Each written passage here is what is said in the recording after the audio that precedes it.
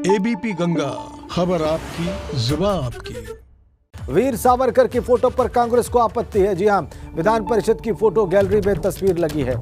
Congress MLC Deepak Singh ने इस photo पर आपत्ति जाहिर की है। दीपक सिंह ने विधान परिषद के सभापति को पत्र लिखा है। विधान परिषद की जगह बीजेपी कार्यालय में लगे फोटो, ये उन्होंने कहा है। आज ही विधान परिषद में जो फोटो गैलरी बनी है उसका उद्घाटन किया है मुख्यमंत्री ने, और उसमें जो वीर सावरकर की फोटो लगी है उस पर आपत्ति व्यक्त की है कांग्रेस एमएलसी दीपक सिंह ने। और अपनी आपत्ति को लेकर उन्होंने सभापति को बाकायदा पत्र भी लिख दिया है। कहा है कि ये फोटो बीजेपी कार्यालय में लगाई जाए, यहां नहीं।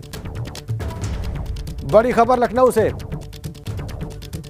विधान परिषद की जगह बीजेपी कार्यालय में वीर सावरकर की फोटो लगे, ये कहते हुए पत्र लिख डाला है कांग्रेस एमएलसी दीपक सिंह ने। बड़ी खबर लखनऊ से, वीर सावरकर की फोटो पर कांग्रेस को आपत्ति। कांग्रेस एमएलसी दीपक सिंह ने पत्र लिख दिया सभापति को।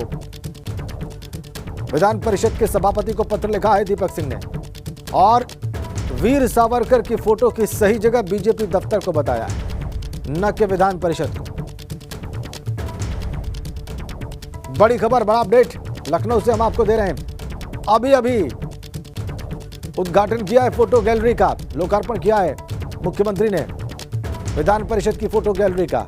उसी पर ये सारा मामला, उसी से जुड़ा हुआ अनुभव शुक्ला इस वक्त हमारे सहयोगी लखनऊ से सीधा जुड़ गए हैं। अनुभव, वीर सावरकर की फोटो पर दीपक सिंह और कांग्रेस को क्यों आपत्ति है?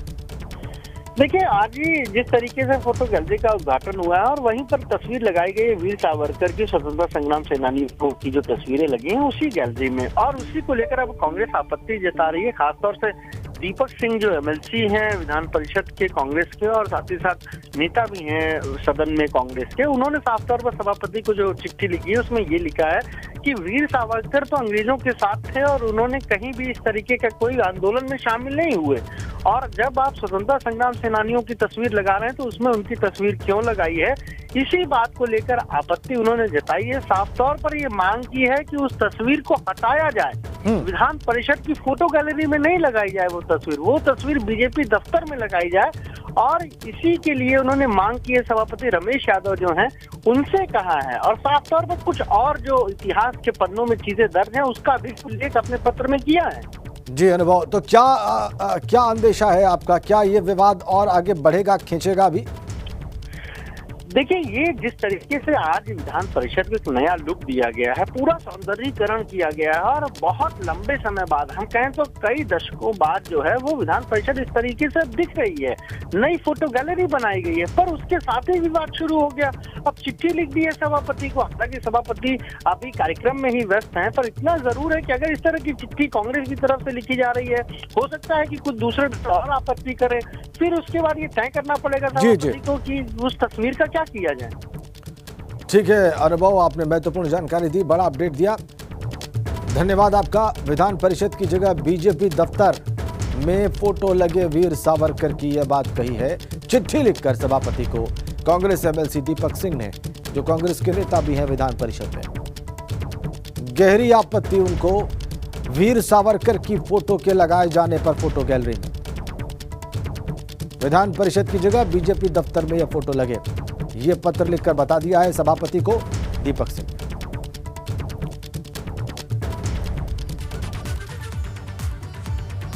और आगे बढ़ेंगे रामपुर से आ रही खबर के साथ। सपा सांसद आजम खान को बड़ा झटका लगा है। जौहर विश्वविद्यालय की 1400 बीघा जमीन उत्तर प्रदेश सरकार की होगी, और राजस्व अभिलेखों से जौहर ट्रस्ट का नाम काट दिया गया है। जौहर ट्रस्ट का नाम काटकर यूपी सरकार का नाम चढ़ाया गया है। एडीएम प्रशासन जेपी गुप्ता की कोर्ट के आदेश के बाद यह कार्रवाई की गई है। कोर्ट ने जमीन को सरकार में दर्ज करने का आदेश दिया था, उसको तामील किया गया उस आदेश को, और सरकारी अभिलेखों से जौहर ट्रस्ट का नाम इन 1400 बीघा जमीन के मामले में हटाकर सरकार का नाम दर्ज किया गया है। 16 जनवरी को आदेश दिया गया, फटाफट उस पर एक्शन लिया गया सरकार के द्वारा, प्रशासन के द्वारा, और अब सरकार का नाम दर्ज 1400 बीघा जमीन से जुड़े कागजातों में। आजम खान, जिनका ड्रीम प्रोजेक्ट रहा जौहर विश्वविद्यालय, उसकी 1400 बीघा जमीन पर यह कार्रवाई की गई। कोर्ट का आदेश हमें प्राप्त हुआ उसका आदेश का राजस्व रिकॉर्ड्स में अंकन किया जाना है, ऐसा आदेश प्राप्त हुआ, तो उसकी हम लोगों ने कार्रवाई संपन्न कराई। का अमल दरामद कराया जाता है, वो हम लोगों ने यहाँ पे कार्रवाई की। आजम खां की मुश्किलें कहीं कम नहीं हो रही हैं। कुछ मामलों में उन्हें जमानत जरूर मिली है, लेकिन यहाँ 1400 बीघा जमीन उनके ट्रस्ट की, जौहर ट्रस्ट की, उस पर अब कार्रवाई हुई है एडीएम कोर्ट के आदेश के बाद। और जिस सरकारी कागज में उस जमीन पर जौहर ट्रस्ट का नाम अंकित था, वहां से उसे हटाकर वहां पर उत्तर प्रदेश सरकार अंकित कर दिया गया है। निश्चित रूप से यह बड़ी परेशानी का सबब आजम खां के लिए, उनके समर्थकों के लिए और बहुत हद तक समाजवादी पार्टी के लिए भी।